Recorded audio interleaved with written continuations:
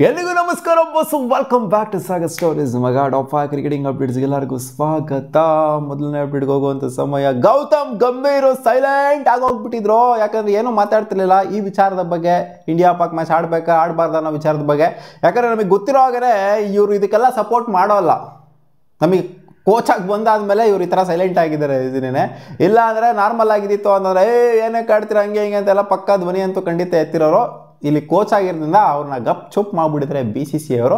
So ಮ್ಯಾಚಲ್ಲಿ ಆದಮೇಲೆ ಕೊಟ್ಟಿರುವಂಥ statement ಇಷ್ಟು: ನಾವಿಲ್ಲೇನು ಫ್ರೆಂಡ್ಲಿಯಾಗಿ ಆಡಬೇಕು ಅಂತ ಏನು ಬಂದಿಲ್ಲವ, ನಾವು ಜಸ್ಟು ಒಂದು ಕ್ರೆಡಿಟ್ ಕೊಡಬೇಕಾಗಿತ್ತು, ಗೆದ್ದುಬಿಟ್ಟು ಒಂದು ಟ್ರಿಬ್ಯೂಟಾಗಿ ಕೊಡಬೇಕಾಗಿತ್ತು ವಿಕ್ಟಿಮ್ಸ್ಗಳಿಗೆ, ಜೊತೆಗೆ ನಮ್ಮ ಆರ್ಮ್ಡ್ ಫೋರ್ಸಸ್ಗಳಿಗೆ.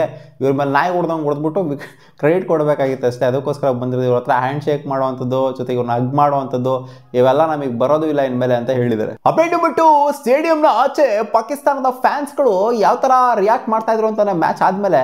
ನಾವು ಕಾಮಿಡಿಗೆ ಹಾಕೊಂಡಿದ್ದೀವಲ್ಲ ಈ ಮ್ಯಾಚ್ನ, ಅದೇ ಥರ ಅವರು ಕಾಮಿಡಿಗೆ ಹಾಕೊಂಡ್ಬಿಟ್ಟವ್ರೆ.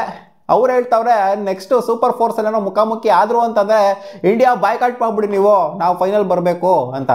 ಇಂಡಿಯಾ ಏನಾರು ಹೊಡೆದ್ಬಿಡ್ತೇವೆ ಇವ್ರಿಗೆ ಅಂತಲೇ ಫೈನಲ್ ಬರೋಕ್ಕೆ ಕಷ್ಟ ಆಗೋಗ್ಬಿಡ್ತಲ್ಲ ಇವ್ರಿಗೆ. ಇನ್ ಕೇಸ್ ಏನಾರು ಅವ್ರು ಬಂದರು ಅಲ್ಲಿಗೆ ಅಂತಂದರೆ ಆ್ಯಂಡ್ ಅವ್ರು ಫೈನಲ್ ಬರೋ ಥರ ಸಿಚುವೇಶನ್ ಕ್ರಿಯೇಟ್ ಆಗಿತ್ತು ಅಂತಂದರೆ ಇಂಡಿಯಾ ಪ್ಲೀಸ್ ಬಾಯ್ಕಾಟ್ ಮಾಡಿಬಿಡಿ, ನಾವು ಫೈನಲ್ಗೆ ಹೋಗಬೇಕು ಅಂತ ಪಾಕಿಸ್ತಾನಿ ಫ್ಯಾನ್ಸ್ಗಳು ಹೇಳ್ತಾ ಇದ್ದಾರೆ. ಸೊ ಅದೇ ತೋರಿಸುತ್ತೆ ಇದು ಕಾಂಪಿಟೇಷನ್ನೇ ಇಲ್ಲ ಈ ಟೂರ್ನಮೆಂಟಲ್ಲಿ ಅಂತ. ಆಮೇಲೆ ಫೈನಲಿಗೆ ಬಂದ್ಬಿಟ್ಟು ಏನು ಮಾಡ್ತೀರಾ ಅಂತ ಕೇಳಿದಾಗ ಫ್ಯಾನ್ಸ್ಗಳಿಗೆ ಫೈನಲಿಗೆ ಬರಲಿ ಬಿಡುಗರು, ಫೈನಲಿಗೆ ಬಂದರೆ ಅದೇ ಒಂಥರ ಖುಷಿ, ಅಲ್ಲಿ ಸೋತ್ರ ಸೊಲ್ಲಿ ಬೇಕಾದ್ರೆ ಅನ್ನೋ ಥರ ಹೇಳ್ತಾರೆ.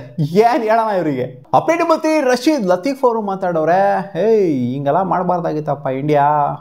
ಹ್ಯಾಂಡ್ ಶೇಕ್ ಕೊಟ್ಟರೆ ಏನಾಗ್ಬಿಟ್ರೋದು, ಏನು ಗಂಟು ಹೋಗ್ಬಿಟ್ರೋದ, ಕೊಡಬೇಕಾಗಿತ್ತು ಹ್ಯಾಂಡ್ ಶೇಕ್ ಹೋಗ್ಬಿಟ್ಟು, ಸ್ಪಿರಿಟ್ ಆಫ್ ದ ಗೇಮಲ್ಲಿ ಇರಬೇಕಾಗಿತ್ತು. ಆ್ಯಂಡ್ ಮೈಕ್ ಹಸನು ಕೂಡ ಹೇಳಿದರೆ ಇಂಡಿಯಾ ಹಿಂಗೆಲ್ಲ ಮಾಡೋಂಗಿಲ್ಲಪ್ಪ, ಇಂಡಿಯಾ ಏನಕ್ಕೆ ಹಿಂಗೆ ಮಾಡ್ತಾ ಇದ್ದಾರೆ, ದೊಡ್ಡ ಟಾಪ್ ಕ್ರಿಕೆಟಿಂಗ್ ನೇಷನ್ ಆಗ್ಬಿಟ್ಟು ಹಿಂಗೆಲ್ಲ ಮಾಡೋಂಗಿಲ್ಲ, ಇವರು ಹ್ಯಾಂಡ್ ಶೇಕ್ ಮಾಡಬೇಕು ಅಲ್ವಾ, ಕೋಚ್ ಆಗಿದ್ರಲ್ಲಪ್ಪ ನಮ್ಮ RCBಯಿಂದ ಬಿಟ್ಬಿಟ್ಟು ಅಲ್ಲಿ ಹೋಗಿ ಕೋಚ್ ಆಗಿರೋ ಅಂತ ಮೈಕ್ ಹಸನ್ಗೆ ಇವರು ಟ್ರೂ ಕಲರು, ಇವ್ರಿಗೆ ಸಪೋರ್ಟ್ ಮಾಡ್ಕೊಂಡು ಟ್ರೂ ಕಲರು ಅದು ಇದು ಅಂತೆಲ್ಲ ಮಾತಾಡ್ತಾ ಇದ್ದಾರೆ.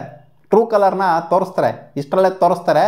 ಯಾವಾಗ ಡಮ್ ಡುಮ್ ಅನ್ನೋತೋ ಇವರು ಅವ್ರ ಜೊತೆಗಿರೋರು ಬೇರೆ ಬೇರೆ ನೇಷನ್ಗಳಿಂದ ಎಲ್ಲ ಸಪೋರ್ಟ್ ಮಾಡ್ತಾ ಇರೋರು, ಅದೇ ಕೋಚ್ ಆಗಿ ಆ ಕೋಚ್ ಆಗಿ ಈ ಕೋಚ್ ಆಗಿ ಬಂದಿರೋಂಥವ್ರೆಲ್ಲ ಓಡಬೇಕು. ಎಷ್ಟು ಜನ ಕೋಚ್ಗಳು ಓಡೋಗಿದ್ದಾರೆ ಪಾಕಿಸ್ತಾನದಲ್ಲಿ ಆಗ್ತಿರೋಂಥ ಸೀನ್ಗಳಿಗೆ, ಆಮೇಲೆ ಸಂಬಳ ನೆಟ್ಟಕ್ಕೆ ಕೊಡದೇ ಇರೋದಕ್ಕೆ. ಇವರು ಓಡಾಕ್ತಾರೆ ಎಷ್ಟ್ರಾಗೇನೆ ಸ್ವಲ್ಪ ದಿನ ಅಷ್ಟೇ ರಿಯರ್ ಕಲರ್ ತೋರಿಸ್ತಾರೆ ಪಾಕಿಸ್ತಾನದವರು. ಅಪ್ಡೇಟ್ ನಂಬರ್ 4 ಸ್ಟ್ಯಾಂಡಿಂಗ್ಸ್ನ ನೋಡ್ತಾ ಇರ್ಬೋದು ಯಾವ ಥರ ಇದೆ ಅಂತ. ಆಫ್ಟರ್ ಇಂಡಿಯಾ ಮತ್ತು ಪಾಕ್ ಮ್ಯಾಚು, ಇಂಡಿಯಾ ಅಫಿಷಿಯಲಿ ಇವಾಗ ಎಂಟ್ರಿ ಕೊಟ್ಟಿದ್ದಾಗಿದೆ ಸೂಪರ್ ಫೋರ್ಸಿಗೆ. ಮೊದಲ ತಂಡ ಆಗುತ್ತೆ 2 ಗ್ರೂಪಿಂದ ತಗೊಂಡು ನೋಡ್ತು ಅಂದರೆ ಸೂಪರ್ ಫೋರ್ಸಿಗೆ ಎಂಟ್ರಿ ಕೊಡೋದಕ್ಕೆ.